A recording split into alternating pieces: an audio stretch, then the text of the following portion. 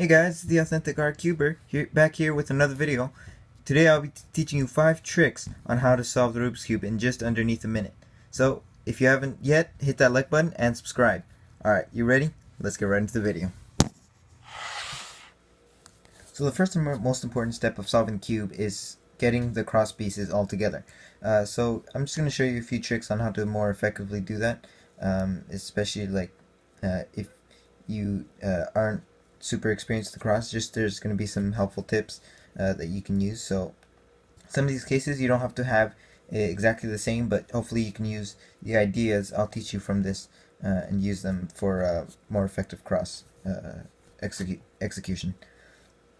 So first thing you want to remember is that you don't always need to put all the cross pieces with their middles in order to get them. Once you get the handle on the cross, you don't really need to think as much about what you're doing. So like you don't need to think about, okay, hold on, I need to align this with the red middle, red center. You don't need to think about that as much. Instead, you really just need to think about where each cross piece goes relative to the others in order to get the cross done.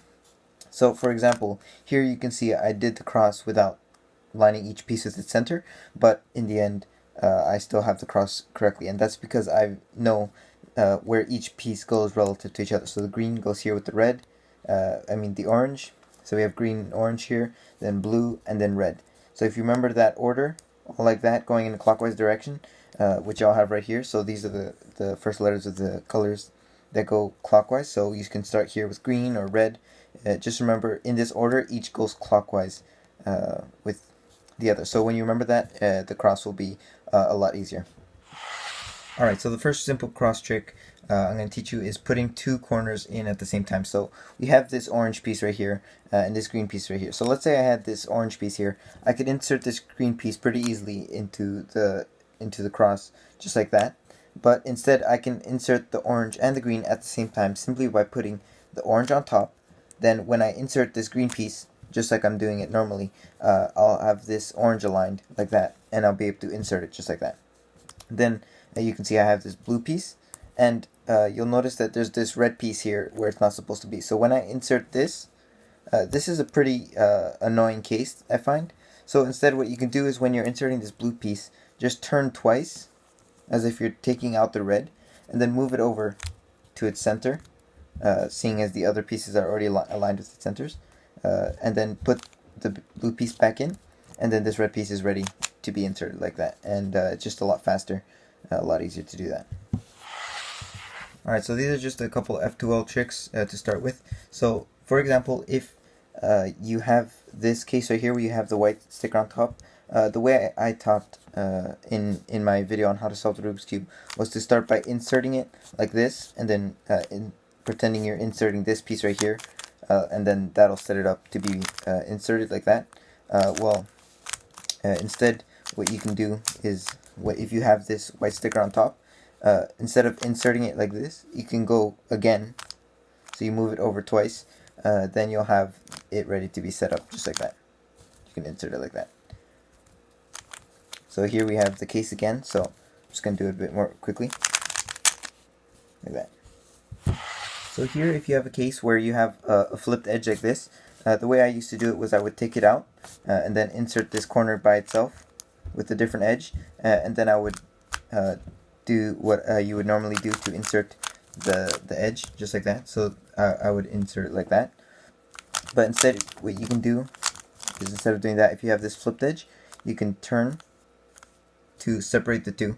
Then you'll realize that this color matches this color in the back. So what you can do is, if you don't have anything in the back here, you can turn the corner down so it's hidden from any U moves that you do. So now we have this piece in the back, so you turn it twice to the front, and since the two colors match, they'll pair up really nicely, and then you can insert like that, and you'll have the pair in there.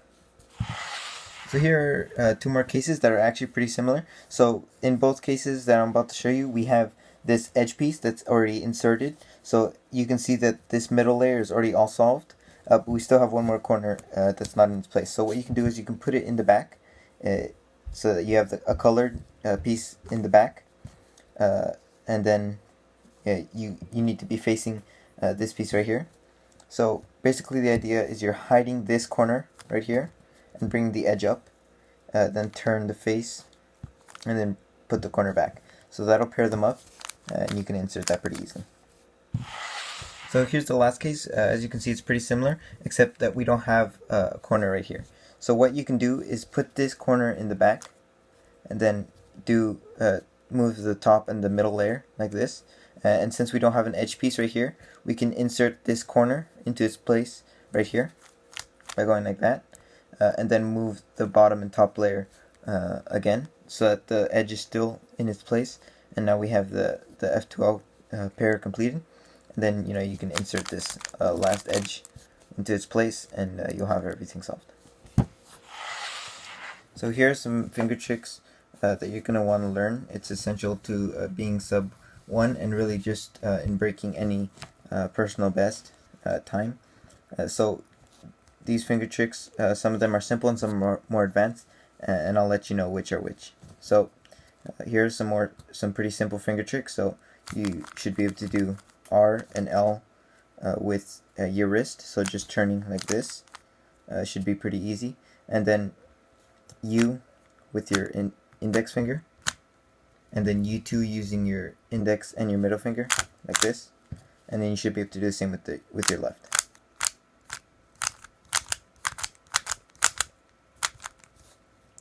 So then we have a little bit more advanced. So we have this what we call D move. So you're moving the bottom using your ring finger, and then your ring finger and your pinky. So like this.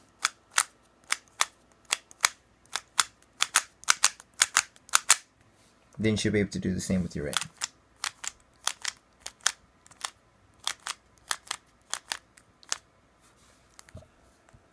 Then we have these are pretty simple. You should be able to turn the face with your index finger like this, or move it up with your thumb. Then same thing with your left hand again. Then turning the back like this with either your index pushing it up or your middle finger pushing it down.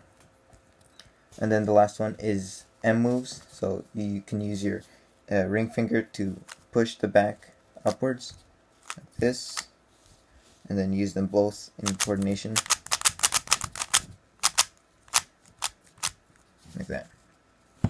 So the final two tricks are really just algorithms. So for OLL, I'll teach you 2 algorithms, and we'll have several algorithms for PLL. So you don't have to memorize them all, but this really will help you in going faster. So here are 2 cases that people tend to run into a lot, and takes a while, and I know it took me a while. So it might be more effective if you know the algorithms for these. So here's the algorithm for this one.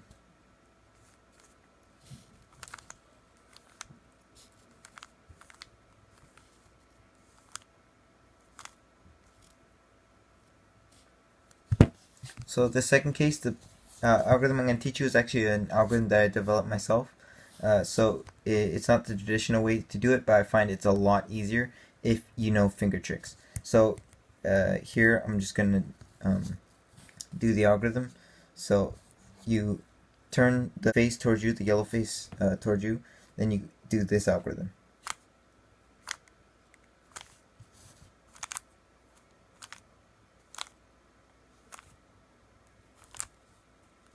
Like that. So the final step is PLL, and I'm just going to show you a few algorithms that will increase your time. So instead of memorizing full PLL, I'm just going to show you the most important ones that will help you go a lot faster. So here's the first algorithm. So you'll notice that you don't have any highlights here. So doing this algorithm will save you a lot of time, as it just solves the cube right away, instead of you having to do a lot of different things in order to solve it. So here's the algorithm.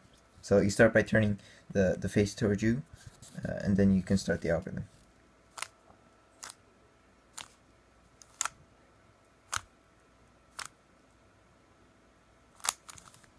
Sorry, my camera seems to have glitched right there, so I'm just going to do it again.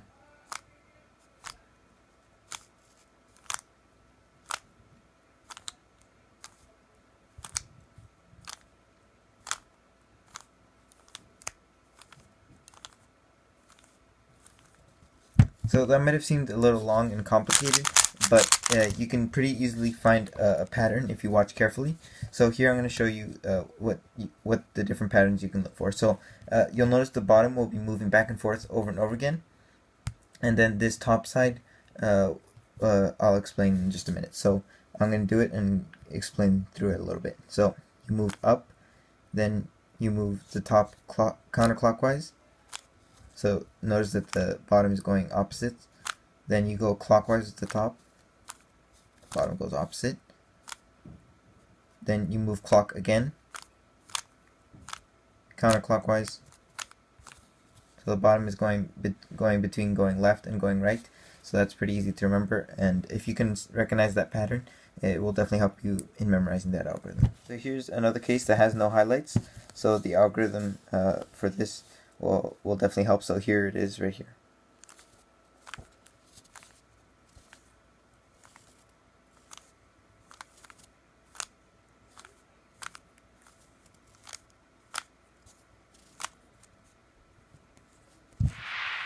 So here I have two more algorithms that I'm going to teach you, and this is where the M finger trick will come be very helpful. So first we have this, where you'll notice all the corners, or rather the edges, are unsolved and are opposites.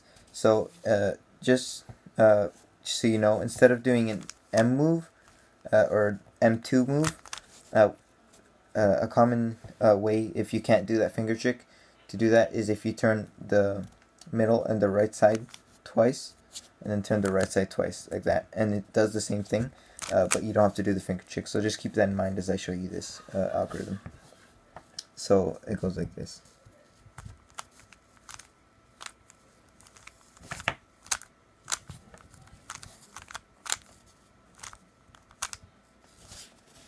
We have this other case.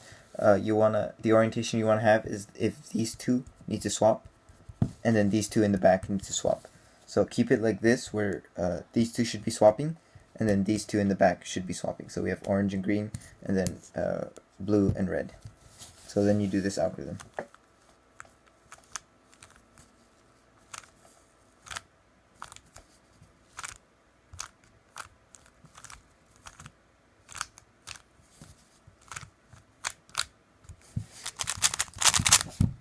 So yeah, that was 5 tricks on how to solve the Rubik's Cube in underneath a minute.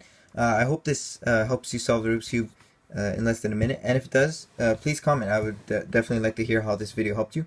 And if it did help you, please like this video and definitely subscribe to my channel. Alright guys, see you in the next video. So long.